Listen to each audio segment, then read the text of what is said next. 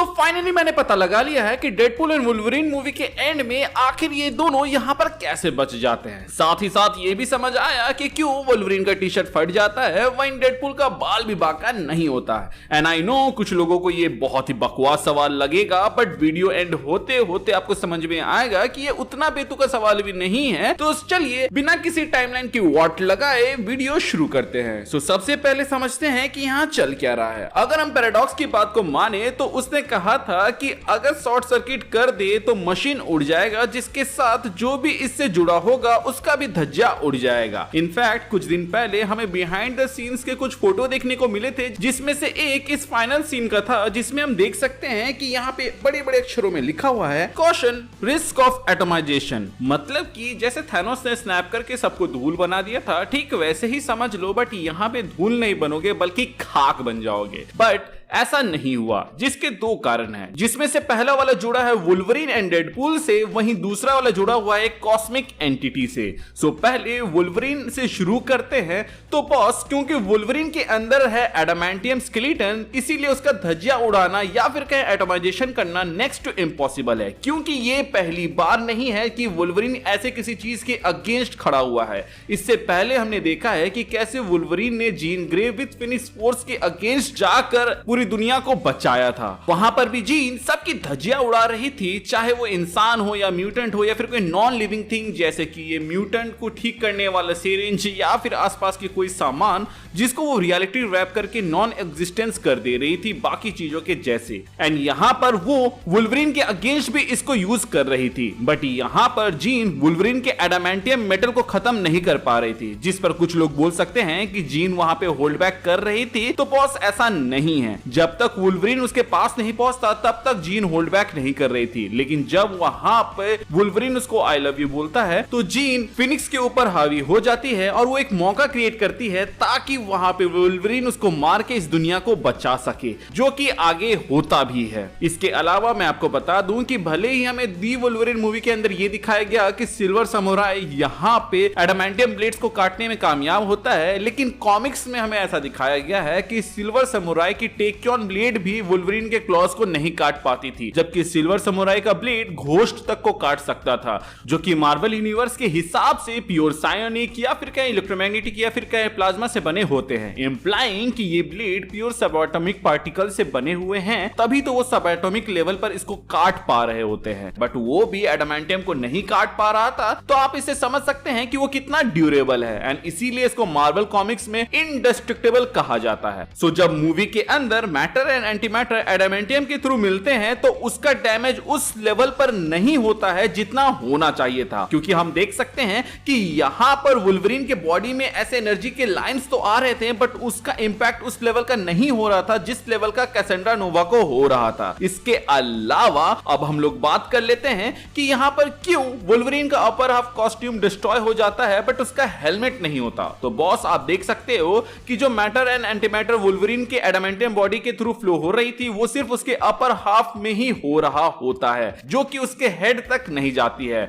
Non उसके leg तक। ये उसके गले तक ही जाती है, बट उससे ऊपर ये नहीं जाती है। इस सीन में sudden flow and mixture of matter and anti matter की वजह से वुल्वरीन का कपड़ा फट जाता है एक झटके में। वहीं अगर हम बात करें डेडपूल की, तो बॉस, डेडपूल का कपड़ा एक स्पेशल मटेरियल से बना होता है, जो कि बहुत ही ज्यादा ड्यूरेबल था। एंड इस बात का आइडिया हमें सिर्फ इस सीन से नहीं बल्कि पूरे मूवी से मिलता है, जहां पर हम देखते हैं कि वुल्वरीन के कॉस्ट्यूम डैमेज होते जा रहा था पूरे मूवी में, जबकि डेडपूल का कॉस्ट्यूम में सिर्फ वहीं पर डैमेज हुआ था जहां पे वुल्वरीन ने अपने क्लॉज से हमले किए थे। इनफैक्ट ये दोनों यहाँ डेडपूल के कॉस्ट्यूम की वजह से ही सरवाइव करते हैं। एज आप यहाँ पर देख सकते हैं कि डेडपूल का कॉस्ट्यूम में जो मैटर और एंटी मैटर पास होने का इफेक्ट है वो डेडपूल के हेड पर भी दिखता है, बट वहां वो कैसेंड्रा के जैसे चारों ओर धीरे धीरे नहीं बढ़ता है और ना ही उसको जला के खत्म करता है, पर एविडेंटली यहाँ पर दिखता है जहाँ पे वुल्वरीन के क्लॉज के मार्क थे। अब यहाँ पर जो मेजर डैमेज होने वाला था वो तो डेडपूल का सूट सह लेता है, जिसके वजह से वो बच जाता है, बट जब वो पावर उसके दिमाग वाले एरिया पर जाती है, जैसे कैसेंड्रा के दिमाग पर जाती है, तो वहां पर एक टग ऑफ वॉर शुरू हो जाता है, जिसमें कैसेंड्रा टाइमलाइन को डिस्ट्रॉय करने का सोचती है, तो वहीं डेडपूल इसको बचाने के लिए सोचता है। इसीलिए उसको उस समय ऐसे ग्लिम्सेस दिखते हैं जहां एक सेकंड के अंदर उसके अपने वहां पे गायब हो जाते हैं। बेसिकली यहाँ पर डेडपूल एक थॉटफुल विश करता है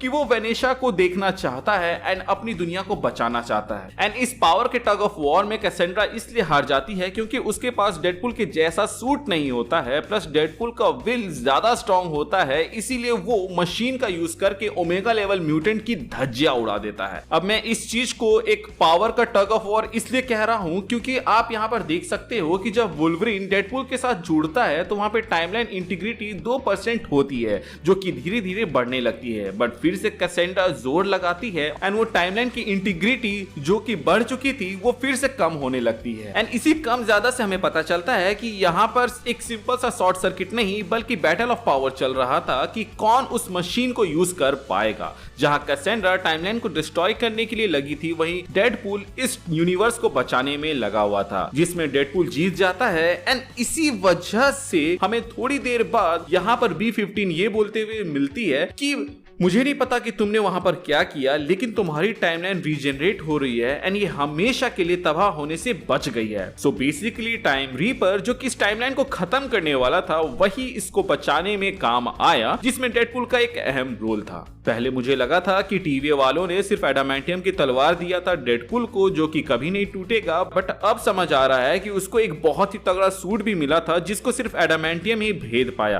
एंड क्योंकि एमसीयू में एडामेंटियम सेलेस्टियल बॉडी से बनता है जो कि कैप्टन अमेरिका 4 में हमें देखने को मिलेगा, तो इससे ये भी समझ में आता है कि एडामेंटियम इंडेस्ट्रक्टेबल है। एंड वैसे भी पैराडॉक्स ने कहा था कि डेडपुल एक स्पेशल है एंड वो एक ऐसे मकसद के लिए चुना गया है जिसके बारे में उसको भी नहीं पता क्योंकि उसके सुपीरियर ने बस उसको चुना हुआ है। मतलब कि डेडपुल में कुछ तो स्पेशल होगा, तभी तो उसको डेडपुल प्राइम बना रहे हैं, जबकि वो सेक्रेट टाइमलाइन से बिलोंग भी नहीं करता है। अब ये वो थ्योरी है जो कि बिलीवेबल लगता है एंड आपको अब मैं वो थ्योरी बताने वाला हूं जो कि थोड़ा हार्ड टू डाइजेस्ट होगा। सो मैंने एक रील में देखा था कि डेडपुल एंड वुल्वरीन मूवी ने एक बहुत ही पुरानी थ्योरी को हवा दे दी है, जिसके अनुसार वेनेसा असल में कॉस्मिक एंटिटी है जिसका नाम है लेडी डेथ। वही लेडी डेथ जिसको इंप्रेस करने के लिए थैनोस ने कॉमिक्स में स्नैप किया था एंड डेडपुल को श्राप दिया था कि वो कभी भी नहीं मरेगा, क्योंकि अगर वो मर गया तो लेडी डेथ से वो मिल लेगा, क्योंकि लेडी डेथ की फर्स्ट प्रेफरेंस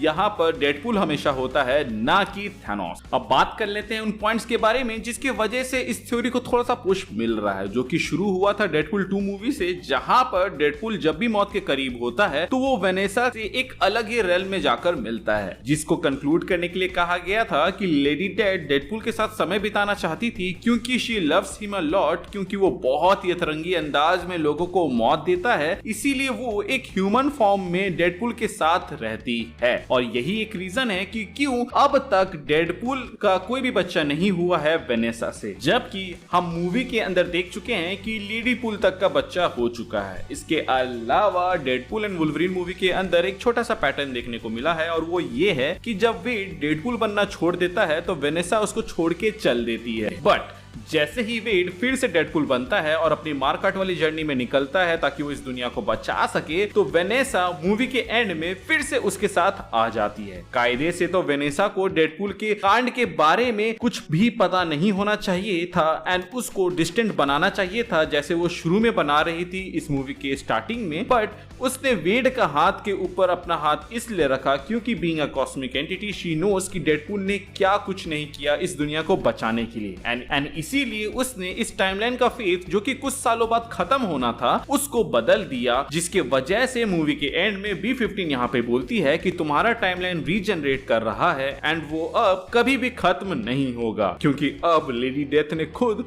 अपने आप को वहां से साइड कर लिया था।